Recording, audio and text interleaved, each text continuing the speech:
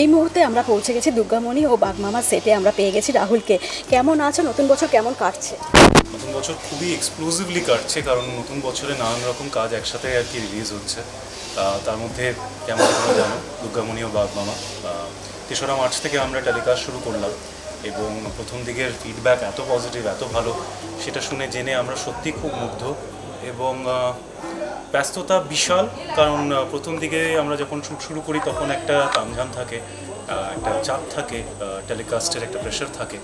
তো তার মধ্যেই আমরা মোটামুটি সময় কাটাচ্ছি, কিন্তু সব কিছুর মধ্যে আমি বলবো আমাদের একটা পাওনা যে আমাদের সঙ্গে দুটি বাচ্চা আছে, রাধিকা উর্ফে দুর্গামণি এবং ফুগলা উর্ফে চমচম। দুজনের মধ্যে নিজেদের একটু হারিয়ে গিয়ে আর কি আমরা সময় কাটাচ্ছি এবং ভালো লাগছে। ওভারঅল মানে প্রেশার মনে হচ্ছে।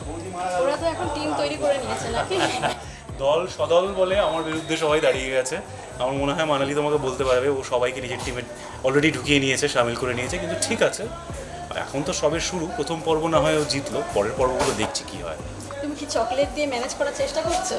আমি বাচ্চাদের জেনারেলি চকলেট দিই। আসলে ছোটোবেলায় আমাকে মা বাবা চকলেট একটু কমই দিত, কারণ ওরা ভয়ে ছিল যে আমার শরীর খারাপ হয়ে যাবে, দাঁত খারাপ হয়ে যাবে। আমি একটু ওদেরকে স্পয়েল করতে ভালোবাসি, তো আমি একটু মাঝখান থেকে একটা দুটো চকলেট দিয়ে দিই আর কি। আর ফুগলা তো চকলেটের জন্য বসেই থাকে প্রায় বলতে গেলে। ফুগলা আমাকে ভীষণ ভয় পায়, কারণ আমি তো বেশ লম্বা। এবার ভুলবশত একদিন আমি কোলে তুলে প্রায় আকাশের দিকে ছুঁড়েই ফেলেছিলাম। তো তারপর থেকে ও ভয় পায় যে ও আমাকে বলে যে আমি পাহাড়ে উঠতে চায় না। তো মোটামুটি ফুগলা এখন একটু টেনশনে থাকে, সেটারও আমি মজা নিই। মোটামুটি ওকে একটু স্কুলের প্রিন্সিপালের মতন ডিসিপ্লিন করে রাখি। আর দুর্গামণি?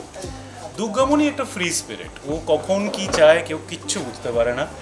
এইটুকু জানি ও নিজের মিমিকে খুব ভালোবাসে। মানে মানালির সাথে ওর একটা বিশেষ বন্ড অলরেডি তৈরি হয়ে গেছে। আমার সাথে মানে এটা ক্ষণিকের ব্যাপার। মাঝে মাঝে ওর মনে হয় যে দুর্গামণি ও বাগমামাটা বোধহয় আমার ঘাড়ে চড়ে আর কি ঘুরে বেড়ায়। আর মাঝে মাঝে বলে না, আমি বাজে, আমার সাথে ও থাকবে না। তো ঠিক আছে, সময়ের সাথে সাথে আমার মনে হয় সবটাই পরিবর্তন হবে। আর দুজনেই তো খুব সাহসী, বাসকে তো একদমই ভয় পাচ্ছে না।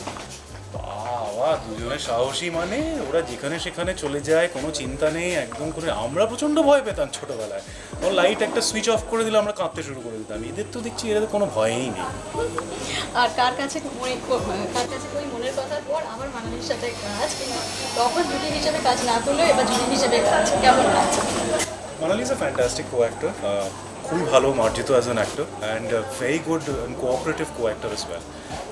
মানালির সাথে অল্প দিনের জন্যও কাজ করার সত্ত্বেও মোটামুটি একটা আইডিয়া হয়ে গেছিলো যে ওর মাইন্ডসেট কীরকম।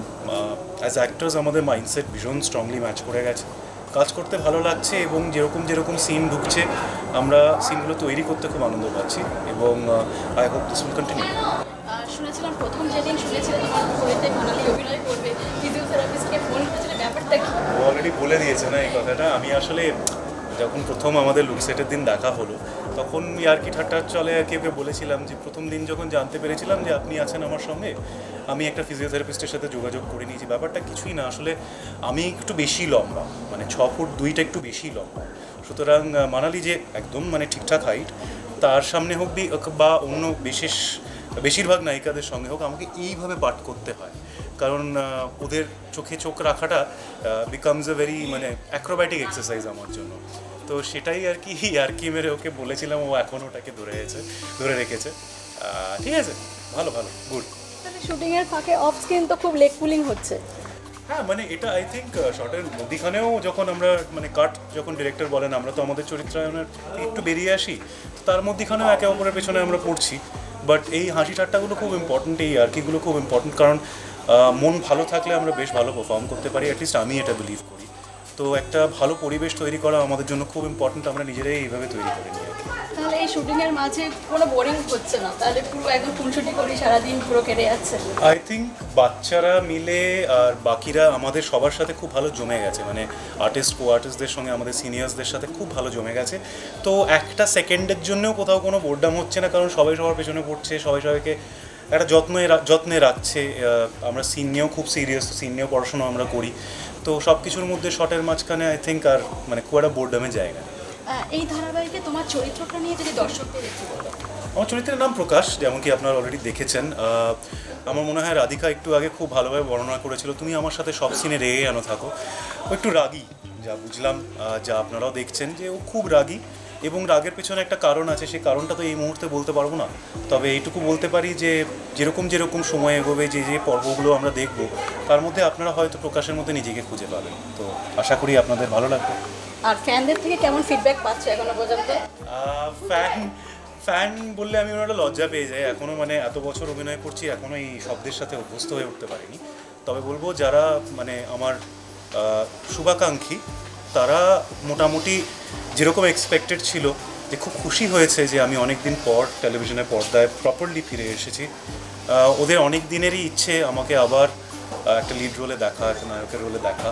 সুতরাং এই যে ইচ্ছেটা আমি পূরণ করতে পেরেছি, সেটা নিয়ে আমি খুব খুশি এবং ওরাও খুব উৎসাহিত। সেটা আমি সোশ্যাল মিডিয়ার মাধ্যমে হোক বা ফোন বা কলের মাধ্যমে হোক এখন রোজ জানতে পারি যে ওরা দেখে খুব খুশি হয়েছে যে আমি দীর্ঘতম দিনের জন্য, অনেক দিনের জন্য, আগামী অনেক দিনের জন্য ওদের সামনে থাকবো টেলিভিশনের পর্দায়। এই ধারাবাহিকের যখন স্ক্রিপ্টটা শুনেছিলি কি মনে হয়েছিল, পছন্দের কারণ? আই থিঙ্ক এক কথায় বলতে গেলে শাহানাদি লিখছেন প্রজেক্টটা, and she is a legend. টেলিভিশনের হিস্ট্রিতে শি ইজ এ লেজেন্ড। এবং আমাদের দীর্ঘদিনেরই ইচ্ছে, আমার তো ডেফিনেটলি ছিল to work with her writing. তো যখন উনি প্রথমে ডেকেছিলেন, আমি খুব একটা, বিশ্বাস করুন, স্টোরিটাও খুব একটা যে জানতে চেয়েছিলাম তা নয়। তাও ওরা বর্ণনা করলেন। যে মুহূর্তে শুনলাম গল্পটা কীরকম, আমার মনে হয়েছিল যে এটা কিন্তু দর্শকের মন ছুঁয়ে যাবে। দেখি, আমার মনে হয় এই কথাটা লাগবে এবং দর্শকের সত্যি এই সিরিয়ালটা খুব পছন্দ হবে। আর নতুন কি কি চমক আসতে চলেছে, কি দিশা শুটিং চলছে এখন? আপাতত দুর্গামণি ও বাগমামারই শুটিং এত জোরে চলছে, মোটামুটি অন্য কিছু সময় পাচ্ছি না। কিছু কাজ করেছিলাম, সেটা মুক্তি পেল। প্রথমত একটা বিজ্ঞাপন করেছিলাম, একটা খুব হার্ট টাচিং বিজ্ঞাপন, যেটা খুব ভালো ফিডব্যাক পাচ্ছে সবার কাছ থেকে। এটা বেরিয়েছে, আপনারাও খুব শীঘ্রই হয়তো দেখতে পাবেন স্ক্রিনে। আর তাছাড়া আমি একটি সিরিজে কাজ করেছিলাম, আমার প্রথম হিন্দি সিরিজের কাজ। আপনারা হয়তো শুনেছেন, খাকি দ্য বেঙ্গল চ্যাপ্টার বলে প্রথম কাজ হিন্দিতে। তো আমি মানে খুবই আশাবাদী যে আপনাদের পছন্দ হবে এই আর কি। এই সিরিজে কি চরিত্রে অভিনয় করছে? এই বিষয় থেকে বলাটা খুব মুশকিল, কারণ লিমিটেড সিরিজের ব্যাপারটা হচ্ছে মানে আমি বেশি কিছু বলে দিলে পুরো মজাটাই নষ্ট হয়ে যাবে। তবে বলবো যে আপনারা এই সিরিজে, আমি আমার চরিত্রের নামটা বলে দিতে পারি, সোমনাথ। সোমনাথের প্রতি আপনাদের খুব দুঃখ হবে, এইটুকু বলতে পারি। খাকিতে অভিনয়ের অফারটা আসে কীভাবে? আসলে আমি অডিশন দিয়েছিলাম। নীরজ স্যারের মোটামুটি এখানে যখন রেকি হয়ে গেছিল, ওনারা অনেক ক্যারেক্টারের জন্য অডিশন নিয়েছিলেন। আমি একটা সম্পূর্ণ অন্য ক্যারেক্টারের জন্য অডিশন দিয়েছিলাম এবং অনেক দিন পর আমার কাছে বম্বে থেকে কল আসে যে ওরা একটা অন্য ক্যারেক্টারের জন্য আমাকে ভাবছে এবং তার বর্ণনা করলেন। আমি কথা বললাম ডিরেক্টরের সঙ্গে, ওদের সাথে অনেক দিন বসা হলো। তারপরে ওরা লুক মোটামুটি একটা ডিজাইন করে রেডি থাকলাম। আর তারপরে যখন সময় এলো, আমি বম্বেতে গিয়ে শ্যুট করলাম। আগামী দিনে তাহলে হিন্দি ছবিতেও কি দেখা যেতে চলেছে? ইচ্ছে আছে এবং সে অনুযায়ী আমি চেষ্টাও করছি। নানান জায়গায় মোটামুটি, দেখুন, হিন্দি ছবিতে আমরা অ্যাটলিস্ট যে জায়গায় আছি, আমাদের অডিশন দেওয়াটা খুব প্রয়োজনীয় এবং অডিশনস দিচ্ছি। অনেক ভালো ফিডব্যাক পেয়েছি, একটা অ্যাকসেপ্টেন্স পেয়েছি বম্বে জগতের লোকেদের কাছ থেকে। তো মনে হয় কিছুদিনের মধ্যেই কিছু হয়তো শুনতে পাবেন। আয় খুপু আয়েতে অভিনয়ের পর অনেকেই মুখিয়ে আছে বড় পর্দায় আবার ওরকম একটা চরিত্রে কবে দেখতে পাবে? চরিত্রটা খুব রোম্যান্টিক ছিল। তো আই থিঙ্ক যারা ছবিটা দেখেছে তারা কিন্তু দুরকম ফিডব্যাক দেবে। একটা রোম্যান্টিক সেগমেন্টটা, আর আরেকটা হচ্ছে যখন হাফ টাইমের পরে রোম্যান্স থেকে জানা গেল যে আমি আসলে দুষ্টু ছেলেটা। তো দুরকম ফিডব্যাক পেয়েছি। বড় পর্দায় কে না কাজ করতে চায়? বড় পর্দায় প্রপার চরিত্র পাওয়াটা খুব ইম্পর্ট্যান্ট। এবং আমি ছোট পর্দায় ফিরে এসেছি মানে বড় পর্দার কাজ ছেড়ে দিয়েছি তা নয়। এই বিষয় এই অবধিই বলতে পারবো, কারণ যতক্ষণ না অ্যানাউন্স হচ্ছে কিছু বলাটা মুশকিল। তবে এইটুকু বলবো যে হয়তো যতটা আপনাদের ওয়েট করতে হয়েছিল ছোট পর্দায় আমায় দেখতে, বড় পর্দায় হয়তো এতদিন ওয়েট করতে হবে না। শুনছিলাম দেবাদ্রিতার শুটিং নাকি সামনের সেটেই হচ্ছে। হ্যাঁ, পাশের সেটে ওরা শ্যুট করছে। তো একটা খুব মজার জিনিস হয়ে গেছে যে আমরা মোটামুটি ব্রেক পেলেই একে অপরের সাথে দেখা করে গল্প করতে পারি, কোনো অসুবিধা হয় না।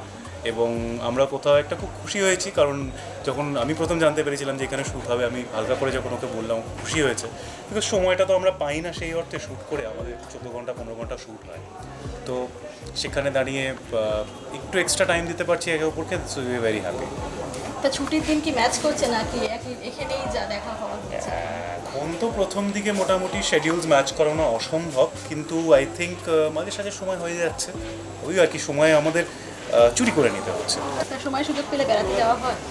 বেড়াতে যাওয়া আমাদের দুজনেরই ফ্যামিলি খুব কনজারভেটিভ ট্রেডিশনাল, তো আমরা মানে দুম করে একে অপরের সাথে বেড়াতে যেতে পারি তা নয়, বাট আমরা মোটামুটি কলকাতা শহরে এমন জায়গা বোধহয় আর বাকি নেই যেখানে আমরা যাই।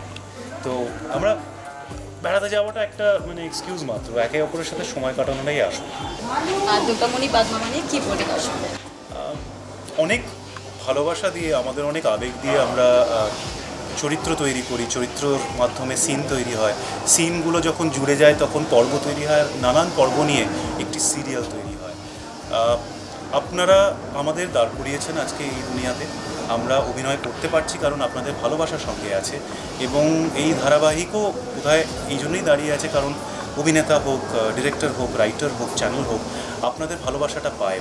তো আমি আপনাদের কাছে এইভাবেই আশাবাদী যে আপনারা এই ভালোবাসাটা বজায় রাখবেন, আমাদের ভালোবাসতে থাকবেন, এবং দুর্গামণি ও বাগমামা আমাদের প্রচণ্ড মানে আবেগের একটা কাজ, আপনাদের ভালো লাগবে আমরা এটাই চাই।